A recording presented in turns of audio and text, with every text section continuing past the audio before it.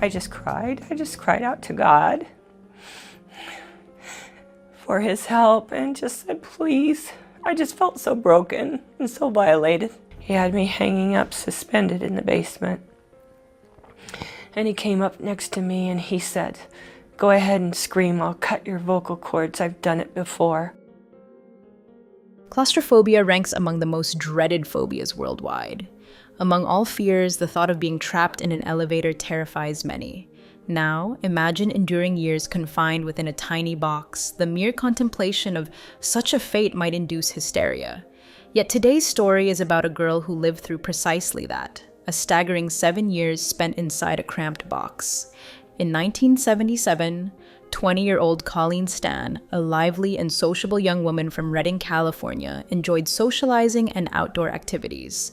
However, tragedy struck when she set out hitchhiking along Interstate 5 from Eugene, Oregon, to attend her best friend's birthday party in Northern California. Shockingly, Colleen never arrived at the party. The mystery of what happened to her left everyone horrified and concerned. On May 19, 1977, a pleasant day unfolded with nice weather and a slight overcast sky.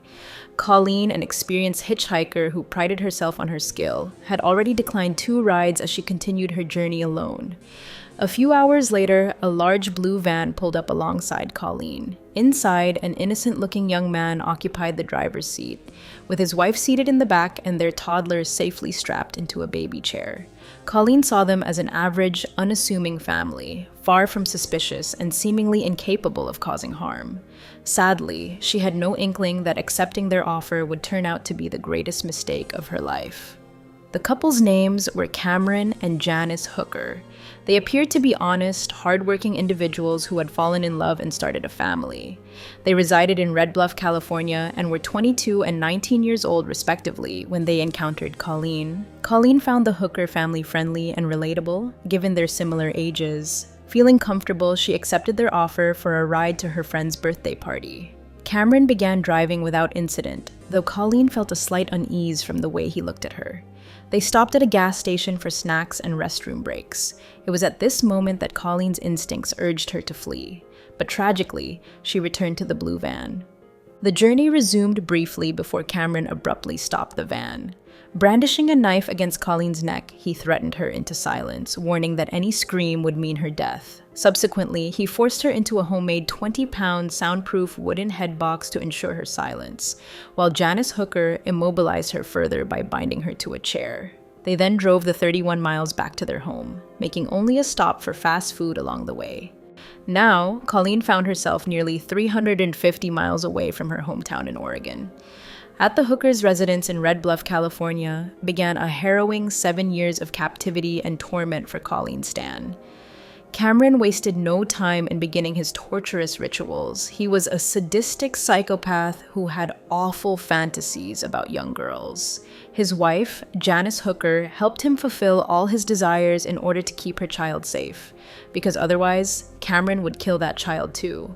Colleen was already feeling dizzy due to the headbox when they rushed her into Hooker's basement, where she was stripped naked immediately and was tortured with whips and electrical shocks by Cameron.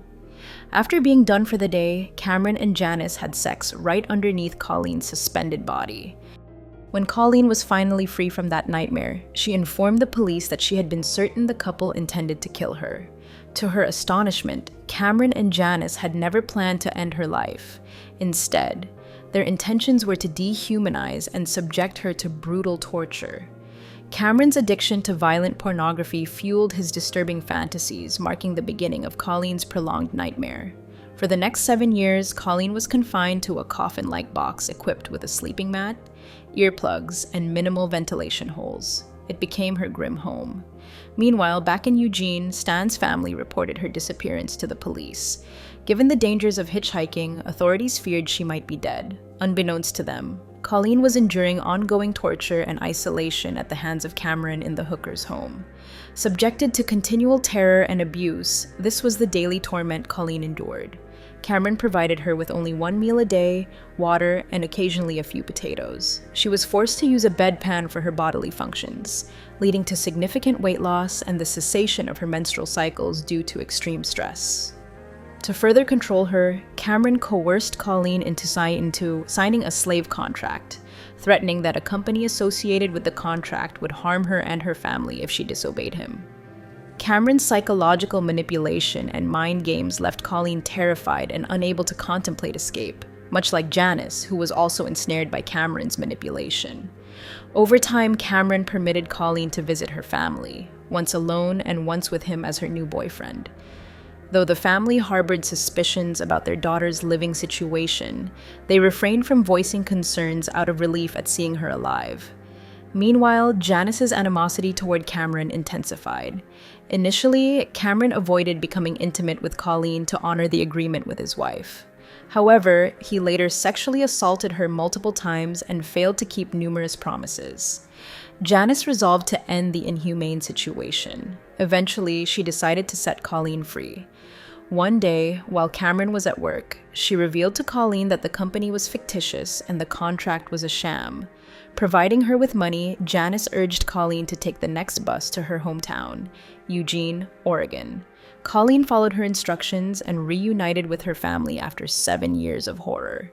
Meanwhile, Janice went to the police station to expose Cameron's secrets. She testified against him, leading to a thorough investigation that resulted in Cameron being sentenced to 103 years in prison. This shocking case gained notoriety due to the unnatural circumstances, including the coffin-like box in which Colleen had been confined for nearly 7 years. The investigation also uncovered that the couple had been involved in the murder of a 19-year-old girl named Marie Elizabeth Spanhake. They had imprisoned, tortured, and eventually killed her, shocking the entire state of California. The sheer absurdity of this case was unparalleled. Colleen endured an ordeal many described as worse than death. Subsequently, she exhibited symptoms of post-traumatic stress disorder and underwent treatment for the physical and emotional damage inflicted by Cameron. After years of therapy, she achieved stability and pursued a career as a mental health professional. However, the horrors she endured remained unforgettable to all who knew her story. The extent of Janice Hooker's involvement in Cameron's torture of Colleen remains unclear. This chilling story likely sends shivers down the spine. One can't help but wonder if Colleen's life might have taken a different turn if she had escaped at the petrol station. For more stories like this, remember to like, share, and subscribe to our channel. Don't forget to hit the bell icon for daily updates. See you next time.